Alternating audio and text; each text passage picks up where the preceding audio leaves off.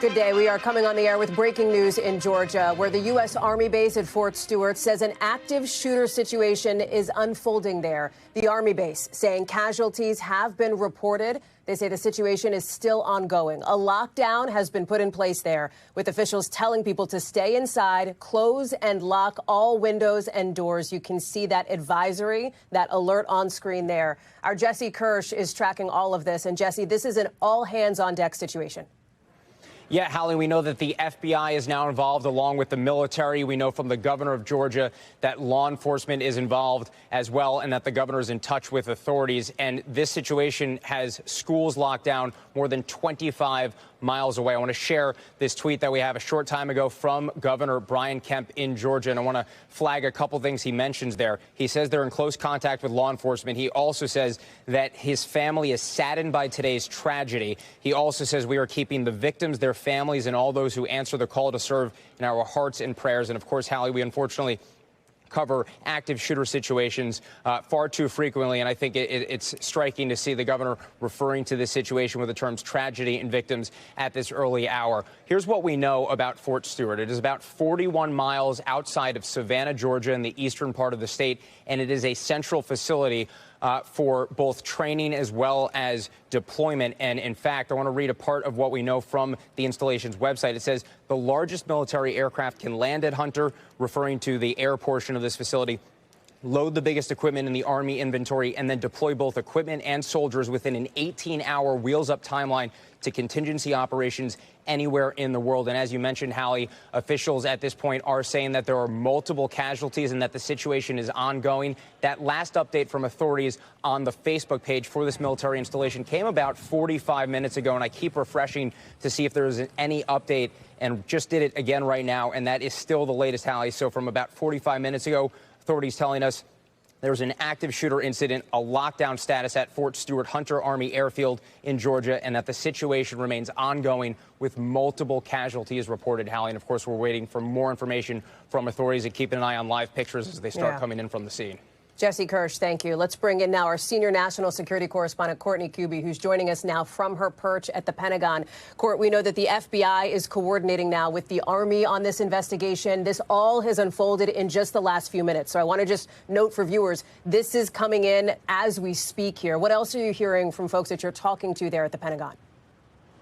Yeah, we're just starting to get a little bit more detail. As Jesse was mentioned, there have been multiple casualties. And remember, when the military talks about casualties, they're often referring not just to people who may have been killed, but also injured. And that does appear to be the case for now, that there have been multiple people, at least 5, we are told, who have been injured as a part of this. There are no reports of any of those who have been killed at this point. But again, Hallie, I cannot stress enough about how this information, I'm sorry I keep looking down because the information is literally coming in as we are standing here now. Just a scene set here. The lockdown began just after 11 a.m. Eastern time. Fort Stewart, as we heard from Jesse, it's just on the southeastern part of Georgia. There's about 10,000, give or take, men and women at that base. That's both uniform and civilian. It's home to the storied 3rd Infantry Division. The lockdown began after reports of an active shooter. At this point, it does appear to still be on lockdown, although we are chasing the possibility that maybe they have someone in custody. We're still chasing that. That is the Facebook page is being updated, I believe, as we speak with that information. So anyway, again, what we know right now, multiple people have been shot, at least 5. No indication yet on the status of those individuals beyond. At this point, there are no reports of any of those people that have been killed yet, Hallie. And do we know anything, Courtney? And again, I want to stress this is very preliminary. It is coming in live, almost minute by minute here. Do we have any indication of the suspected shooter here, of whoever the attacker was, where this person or people may be right now? At this point, officials are not aware of a second shooter, but I think the fact that the base is still on lockdown would likely indicate that they are just absolutely checking every possible corner to ensure that there is no second shooter, and then also to be sure that they actually have they have identified the correct person who may be responsible for this. We're also still asking about the possibility of the status of the shooter, what exactly happened here. But again, as I said, this is all starting. This is really just starting to unfold right now. I'm sorry, I keep looking down because I'm getting messages about it as we stand here. What's important to remember, though, at this point, this does appear that they are still on lockdown, but officials are searching to ensure that there is no additional threat to the base at this point. Courtney, can you talk, as we're taking a live look here, this is outside of Fort Stewart there in Georgia, what security typically is for a military installation like this? Yeah, so it would have they would have a basic perimeter security. There would be gates where they have military police who would not allow the public to come on board. That's been pretty much the case since 9/11. And certain bases have a higher or a lower level of security. So, for instance, you can bring, if you were someone who's able to be on the base, you have a badge to get on base. Yeah, some bases will allow you to bring a visitor on or not. But there is a base level of security here. But again, what's critical here is the officials we're talking to are saying that this all occurred on the base already. It does not appear at this point. We're not hearing any indication. And I'm sorry to interrupt you, but I want, again, as this is all coming in, we have just gotten an update now from the Fort Stewart Facebook page here, where we're getting these official updates coming in. And Courtney, this tracks with what you have reported from the sources you're talking to. So I want to take a beat. I want to read this out. Again, this is what we're just getting in now from Fort Stewart, that 5 soldiers were shot today in an active shooter incident at Fort Stewart. They say all the soldiers were treated on site. They've been moved to an Army community hospital nearby for further treatment. They say, importantly, there is no active threat to the community. In other words, this incident is over. Here's some of the details. That the dispatch from law enforcement came just 4 minutes before 11 a.m. Eastern, 10:56 a.m. They say the shooter was apprehended at 11:35 a.m. The lockdown happened about 9 minutes, or 8 minutes rather, after the police dispatch, the law enforcement dispatch came in here. Obviously, emergency medical personnel were dispatched. They're continuing to investigate. They are advising that they will can not be releasing more information until they get more. But there's a couple of key pieces of news that we're getting from this court. Number one, that there is no more active threat. This shooter, the suspected attacker, has been taken into custody. That happened as of just the last 60 minutes. 5 soldiers were shot and are being treated at the hospital as we speak. So, Courtney, with that, the obviously level of medical care at the Wynn Army Community Hospital is going to be obviously critical here. We do not know the condition of these soldiers either, Courtney. And there is a hospital on base there, so they would have, fortunately, a quick transit to get there. There is still one facility on the base that's apparently on lockdown. That's the 2nd ABCT. That's the Armored Brigade Combat Team facility that would be on lockdown. That it does appear that this is where this originated, this active shooter event. But yes, this is what I've been waiting for this update to come through as we were hearing that 5 soldiers were shot. It does still appear at this point that there were injuries, but no one was killed in this. But again, we don't have a good sense yet of the nature of their injuries, whether any of them could be extreme or not. So we're keeping that in mind as the situation continues to evolve. We did learn a little bit more, as you mentioned, that the lockdown for the overall base, meaning the gates and things that we were talking about, Hallie, that was lifted about 30 minutes ago. But as I mentioned, there's the one facility, and this seems to be where this entire event originated, that remains on lockdown for now. And again, I imagine that this is so that the military police, that the base officials, that they can search every single corner, and then also so that they can keep it locked down in case there's any evidence or anything that they need to gather as part of what will surely be an extensive investigation here. Courtney, let me give you a beat just to check your phone. I know you're getting a lot of messages, and while you do, I want to bring in NBC News law enforcement analyst Jim Kavanaugh. Jim, when you look at the timeline here, roughly 40 minutes between law enforcement being dispatched here with reports of a shooting to when the shooter was apprehended, about 39 minutes. Help us understand what's going on from the perspective of law enforcement during that time. Right, Haley. Well, very efficient response by the military police, the base police at Fort Stewart. I've been on Fort Stewart. I've worked with the Army there, explosive ordnance disposal guys. We work with them a lot in ATF. The federal law enforcement agents have a giant training facility just an hour south of there, so we had a lot of interaction with them. It's like a city. But, they're efficient as well. I mean, the good news that they captured or apprehended the shooter, and the announcement from the military is the shooting is stopped and everyone is safe. Now they're going to have, Hallie, a major investigation on their hands. And of course, major work by the hospital to, help the wounded civilians and soldiers who've been injured. So that's the big task unfolding now. Now they'll be sweeping those buildings like Courtney described for the combat brigade. They'll be making sure there's nobody else there, and they'll be looking for conspirators. You'll have the military police, the base police, Army, CID, the Criminal Investigation Division Command. Those guys are great. We work with them all the time. Very, very good investigators. You'll have FBI and you'll have ATF. And you'll also have the Georgia state authorities. You'll have the GBI come in. The county will come in. They'll get all the help they need. They'll make an all-hands team, joint investigation. They'll be interviewing this suspect. If they have someone and they can stop it and it's only this person, that's a good ending to a bad situation, that there's nobody else under a threat. But there'll be a prosecution over this, Hallie, so it's going to be a major crime scene operation. And there's going to have to do everything by the numbers if they want to get the right conviction. So it's going to be a full day for the military on Fort Stewart, and a rough day for some of the families for sure.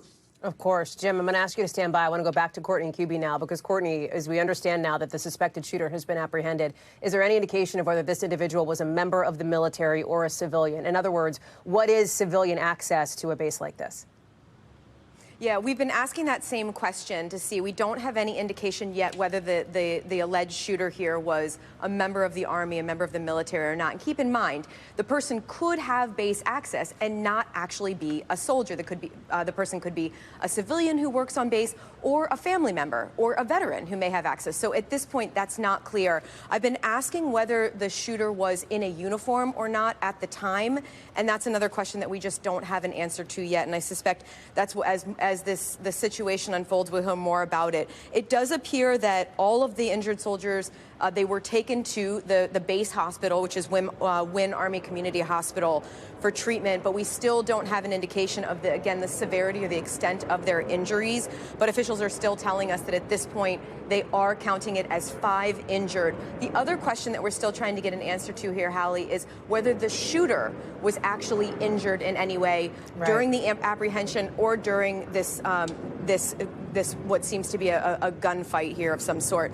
We don't have an answer to that yet either. Those are still the things that we're looking for. And at this point, again, while the base is not on lockdown, that one facility, the Armored Brigade Combat Team for the 2nd Armored Brigade Combat Team Complex, that does remain on lockdown. Officials telling us that could be the case for some time going forward, and it's exactly what you guys were just talking about. In part, is for the ongoing investigation. They want to ensure that they don't do anything that could cause trouble at this crime scene. You lay out the series of questions that investigators are looking for. Among those two, Courtney, will undoubtedly be whatever the motive may have been in this shooting attack.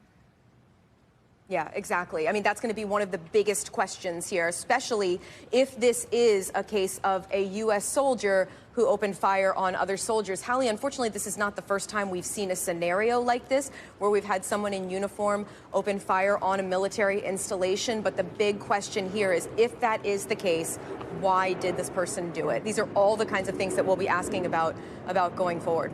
Courtney, stay close to a camera. I want to go back to Jesse Kirsch for a moment, because when you look at an instance like this, at a situation like this, there are reverberations well beyond just Fort Stewart, the military facility itself, into the surrounding community too, Jesse.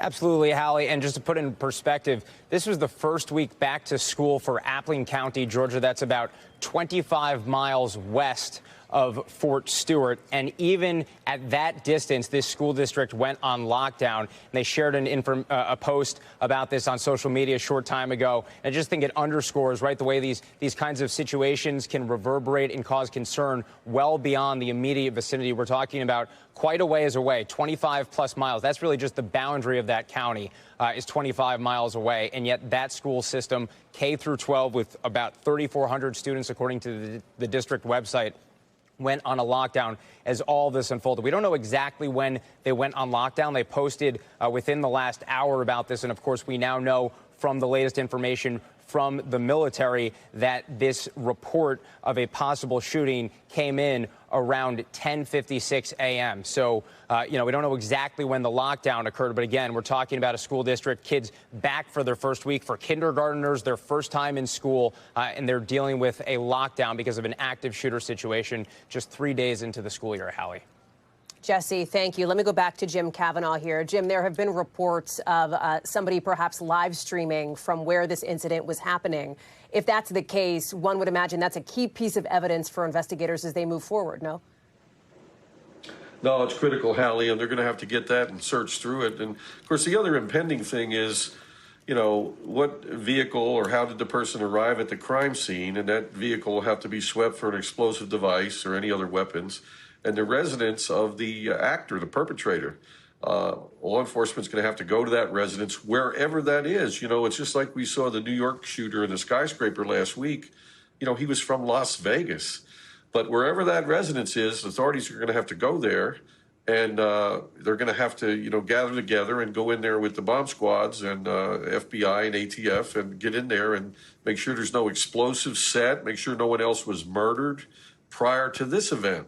Sometimes what happens is, the person kills their family members, their significant other, someone, steals a car, takes a gun, and, all of a sudden we're in some active shooter. So that all has to be checked, and that's all going to be happening today, wherever this person's residence is, the vehicle and the residence. Now, those are very impending safety considerations for everyone. That'll be happening. That's what the on-scene commanders, the provost marshal, military, CID commanders, and the agents will all be doing.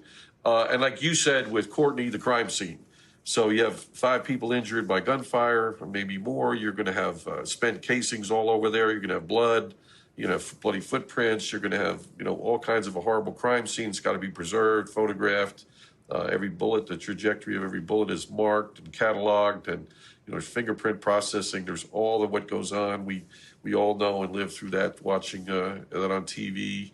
Forensic files and Dateline and so forth. So you know how it works, but it's a lot of work, and it's going to be happening all through the day and all through the night and probably tomorrow, just on the crime scene. Impending today, though, is those safety things we just discussed, and of course interviewing the subject. Who is he and why did he do this? And the victims if it's as a male, well, usually if that's a possibility. Yeah, Jim Kavanaugh. Thank you. I appreciate that. I want to share with folks that in just the last 90 seconds or so, we have learned that the president has been briefed on this shooting at Fort Stewart and that the White House is monitoring the situation. I want to bring back Courtney Kube, who's live for us at the Pentagon. That is not at all unexpected here, Courtney. That would be something you would think you would see after an incident like this with such a large federal response. Yeah, and Hallie, I think that just really underscores here how important this incident is and how seriously it's being taken. The fact that Caroline Leavitt tweeting that the president has been briefed on it, the White House is monitoring it, that just shows the seriousness with which this situation is. And I mean, again, at this point, multiple soldiers were shot. The authorities saying that there were 5 shot. At this point, again, still hearing that they were injured, no reports of anyone who was killed in this incident. And I just have to add one more thing to the conversation from Jim Kavanaugh. One other thing that will be a big part of this investigation is how was someone able to get a gun on this base? What was the situation in which an individual had a weapon on the base? It's not something that would be commonly seen unless it's specifically for your job, like a military police officer or something. That's definitely another piece of this that we will be asking questions about, and I suspect the investigators will in the days and weeks ahead, Hallie. What kind of checks might you typically see for that when you enter a military base, Court? So remember, if you are someone who is allowed to be on that base, so a member of the military or even a civilian who comes on and off the base with an access card, you wouldn't necessarily be checked for that weapon, but you are not supposed to have it in most cases while you're on base. So it's a big question, and these are the sorts of things that we've heard in the past where there have been incidents like this, shootings on military installations. One of the biggest questions is always, why did that person have a gun on base? Why did they have a weapon? And how did that fall through the cracks that the person was able to get on there with that? And again, in this case, shoot 5 fellow soldiers. Courtney Cubie, our thanks to you live at the Pentagon. Our thanks to Jesse Kirsch and to Jim Kavanaugh as well. That concludes this NBC News special report. Again, 5 soldiers shot in an active shooter incident at Fort Stewart in Georgia. We will have much more ahead on NBC News Now, online at NBCnews.com, and a full wrap-up tonight on Nightly News. I'm Hallie Jackson. Thanks for watching.